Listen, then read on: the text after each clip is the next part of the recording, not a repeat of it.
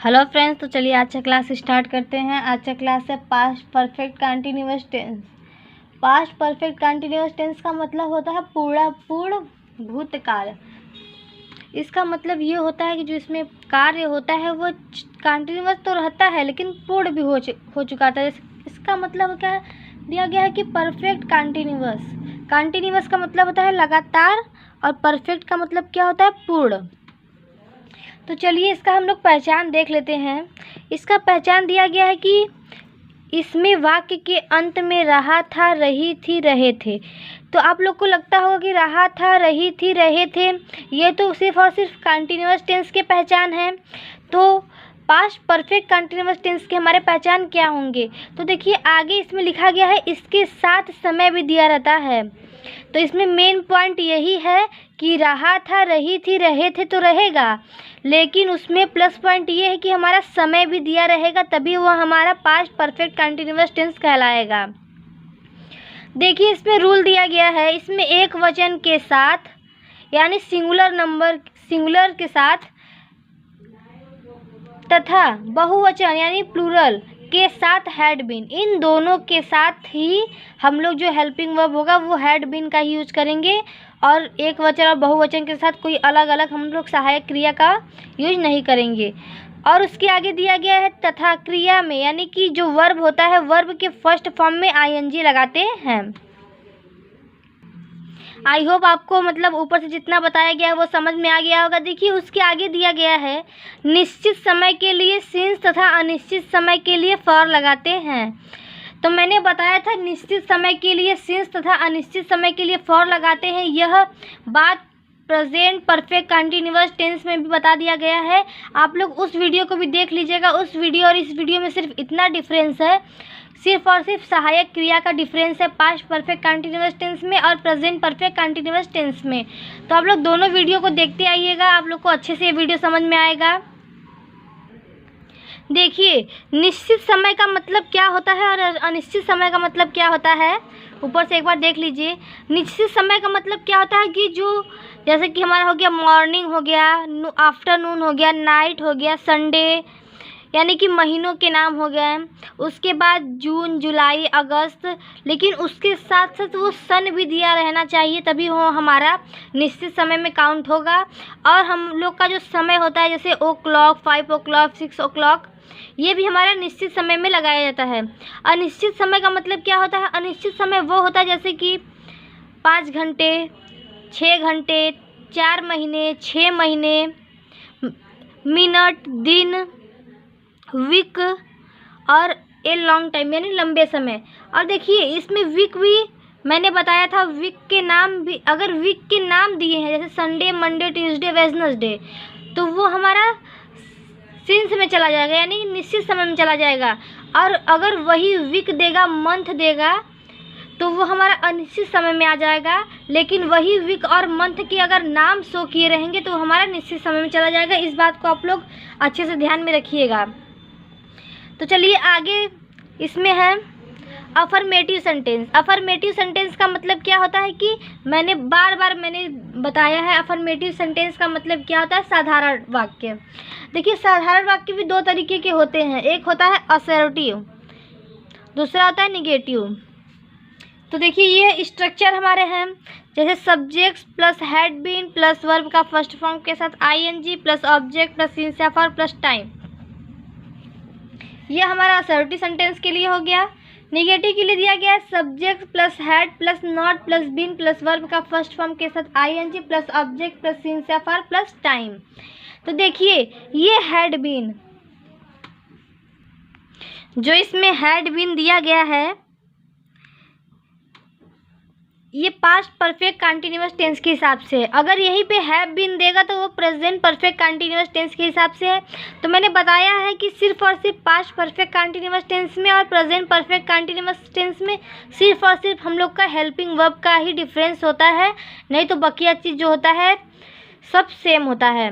तो आई होप आपको दोनों ये समझ में आ गया होगा। देखिए आगे दिया गया है इंट्रोगेटिव सेंटेंस। इंट्रोगेटिव सेंटेंस का मतलब क्या होता है? प्रश्नवाचक वाक्य। इंट्रोगेटिव सेंटेंस भी दो प्रकार के होते हैं। एक होता है कि जो हमारा क्वेश्चन वर्ड से स्टार्ट होता है, एक होता है कि क्वेश्चन वर्ड हमारे बीच में आते हैं। तो इन दोनों में डिफरेंस क्या है कि जब क्वेश्चन वर्ड से हमारा कोई भी सेंटेंस प्रारंभ होगा तो क्वेश्चन वर्ड को हम लोग न लिखकर उस जो हमारा टेंस होता है उस टेंस की सहायक क्रिया को लिखते हैं। तो देखिए इसका उस हिसाब से हो जाएगा head plus subject plus been plus verb के फॉर्म फर्स्ट फॉर्म के साथ ING plus object plus since या for plus time plus question mark. अगला है क्वेश्चन वर्ड, यानी कि जो क्वेश्चन वर्ड मैंने इसको लिखा है तो क्वेश्चन वर्ड पहले कब लिखेंगे? जब किसी हिंदी वाक्य के सेंटेंस में जब क्वेश्चन वर्ड हमारा उस सेंटेंस के बीच में आए तो उस बीच वाले क्वेश्चन वर्ड को हम लोग सबसे पहले लिखते हैं।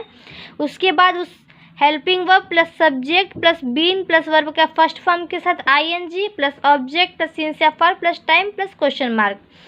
तो आपको आई होप अफर्मेटिव सेंटेंस और इंट्रोगेटिव सेंटेंस दोनों के स्ट्रक्चर अच्छे से समझ में आ गए होंगे। नहीं आए तो इस वीडियो को 1 से 2 बार और देख लीजिएगा ताकि आपको अच्छे से क्लियर हो जाए। देखिए इसके कुछ एग्जांपल्स दिए गए हैं, इसका ट्रांसलेशन कर लेते हैं। पहला दिया गया है मैं 3 घंटे से खेल रहा था।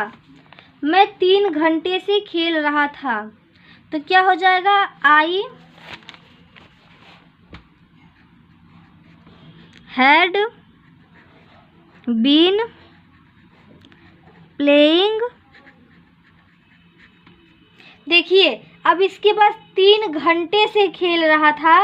जो 3 घंटे होते हैं उस घंटा को तो बताया नहीं गया एग्जैक्ट टाइम कब से खेल रहा है, तो इसलिए अनिश्चित हो गया। इसके आगे फॉर लगाएंगे, फिर 3 हावर्स हो जाएगा।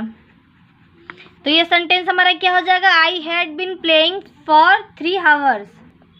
अगला दिया गया है मैं 3 दिन से नहीं पढ़ रहा था। तो देखिए 3 दिन 3 घंटे मैंने बताया था ना, जब उसका एग्जैक्ट टाइम दिया हो तब वहाँ पे सिंस, और जब एग्जैक्ट टाइम नहीं दिया हो तो वहाँ पे फॉर। और इसमें भी दिया गया है दिन। दिन तो हमारे कोई एग्जैक्ट है नहीं, अगर दिन का नाम दिया था तो हमारा एग्जैक्ट होता, तब वहाँ पे हम लोग सिंस लगाते हैं। तो देखिए इस हिसाब से यहाँ पे हो जाएगा आई हैड। देखिए नहीं भी दिया है तो हैड नॉट बीन नहीं लगाएंगे, सॉरी हैड बीन नॉट नहीं लगाएंगे, हैड नॉट बीन का यूज करेंगे। क्योंकि इस जब हम लोग कोई भी सिंपल सेंटेंस बनाते हैं तो हम जो हमारा नॉट होता है उसे हम लोग तीसरे स्थान पे ऐसा माना जाता है, तीसरे स्थान पे लगाते हैं। उसके बाद क्या हो जाएगा? पढ़ना। पढ़ना का क्या होता है? रीड। मैंने बताया था वर्ब के फर्स्ट फॉर्म के साथ आईएनजी का यूज करते हैं, तो यहाँ पे हो जाएगा रीडिंग। फॉर, क्योंकि दिन के नाम दिए नहीं गए हैं तो फॉर हो जाएगा यहाँ पे 3 डेज। ये भी सेंटेंस कंप्लीट हो गया। अगला दिया गया है क्या श्याम प्रातः काल से पत्र लिख रहा था? पत्र नहीं लिख रहा था। क्या श्याम प्रातः काल से पत्र नहीं लिख रहा था? तो देखिए हो जाएगा हैड श्याम, फिर उसके बाद not been writing a letter.